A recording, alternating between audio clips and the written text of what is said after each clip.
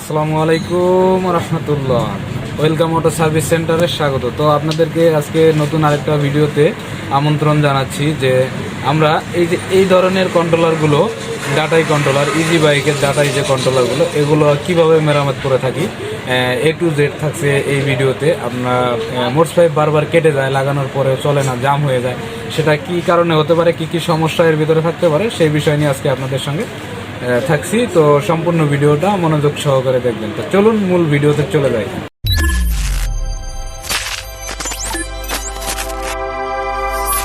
তো আমরা চলে এসেছি মূল ভিডিওতে। সর্বপ্রথম যে আমরা একটা কন্ট্রোলার সাধারণত সমস্যা হলে যে কি সমস্যা হয়েছে, হঠাৎ করে জাম হয়ে গেছে, গাড়ি চলে না, তো সেই ক্ষেত্রে আমরা যে জিনিসটা করি, সর্বপ্রথম আমরা পরীক্ষা নিরীক্ষা করি। সেটা কিভাবে দেখেন, আমরা সর্বপ্রথম এটা পজিটিভ সাইড, এটা নেগেটিভ সাইড। নেগেটিভ সাইড এইটা, আর এটা হলো পজিটিভ সাইড। তো আমরা সর্বপ্রথম মিটারটা পজিটিভে ধরি, ধরার পরে একটা সাইড মাপ দিই। দেখেন মিটারে, দেখেন আমরা যখন এভাবে ধরি, যদি এটা কাটা নেমে যায় তাহলে আমরা বুঝি শর্ট। তারপরে এইটাতে ধরি, তারপরে যদি কাটা ঠিক আছে, শর্ট নাই, এটাতে ধরি, এটাতে ধরতেছি, এটাতেও শর্ট নাই।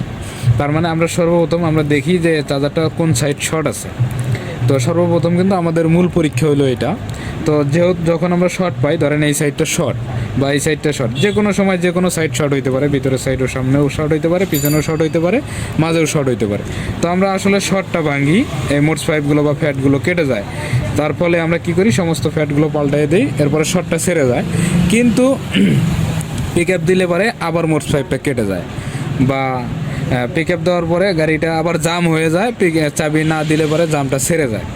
তো সেই ক্ষেত্রে আমরা হয়তো জিনিসটা আমরা শুধু মোটর পাইপ পাল্টাইলেই যে এটা সমাধান হবে এমন কিছু না। যখন এগুলো একটা সাইড সমস্যা হয়, তখন প্রচণ্ড মনে করেন যে চাপে পড়েই সমস্যা হয়। না হলে এগুলো এমন কন্ট্রোলার যে এমনভাবে এগুলা মানে কাজ করা থাকে কোম্পানি, খুব তাড়াতাড়ি মানে নষ্ট হয় না। যখন নষ্ট হয় তো সমস্ত আইসির উপরেই মানে যে এক একটার সাথে এক একটা কানেক্টেড থাকে। যে যেমন এই যে গুঁড়া পার্টসগুলো দেখতেছেন, রেস্টনগুলো দেখতেছেন, প্রত্যেকটার কিন্তু প্রত্যেকটার কাজ আছে, প্রত্যেকটাকে সহযোগিতা করে।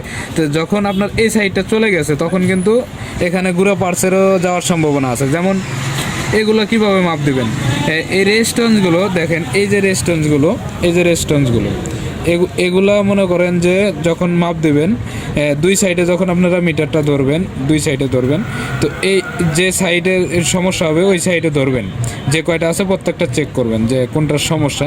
যখন এইভাবে ধরবেন, মিটারে কিন্তু শর্ট দেখাবে। ডাইরেক্ট যদি নেমে যায়, এই রেস্টনগুলোর মাপ পাবেন শর্ট। যদি শর্ট হয়ে যায় তো আপনাদের ওই রেঞ্জটা পাল্টাই দিতে হবে। তারপরে যদি এই যে তিন ঠ্যাঙের যে গুঁড়া পার্সটা দেখতেছেন, ছোটো যে পার্সটা দেখেন, আমি দেখানোর চেষ্টা করি। দেখেন এই যে সাইডটা আপনারা খেয়াল করবেন, কোন কোন ফ্যাটটা থেকে কোন আইসিটাকে সাপোর্ট দিতেছে, এই গুঁড়া পার্স যেটাতে সাপোর্ট দিতেছে, যেটা কেটে গেছে, ওই পার্সটা আপনারা চেক করবেন। দুই সাইডে ধরবেন, যদি শর্ট দেখায় তখন আপনারা ওইটা চেঞ্জ করে দিবেন, যদি শর্ট না দেখায় 48 দেখায় চেঞ্জ করে দিবেন।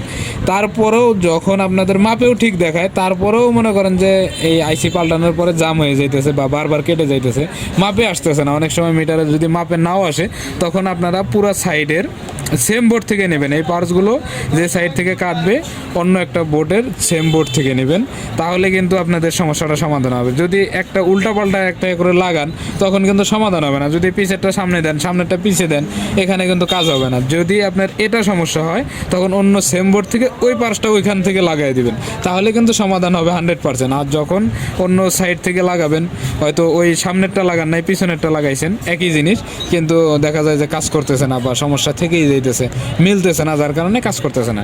তো আমরা কিন্তু সেই ক্ষেত্রে যখন আমরা একটা সমস্যা হয়, আমরা সেম বোর্ড থেকে লাগাই। সেটা রেস্টন হইতে পারে, এই যে তিন ঠ্যাঙের যে ছোটো পার্টসটা, এটা হইতে পারে। বিশেষ করে এই তিন ঠ্যাঙের পার্টসগুলোই বেশি সমস্যা হয়। তো আমি কিন্তু সহজভাবে বোঝানোর চেষ্টা করতেছি, যার কারণে আমি এইভাবে কথাগুলো বলতেছি।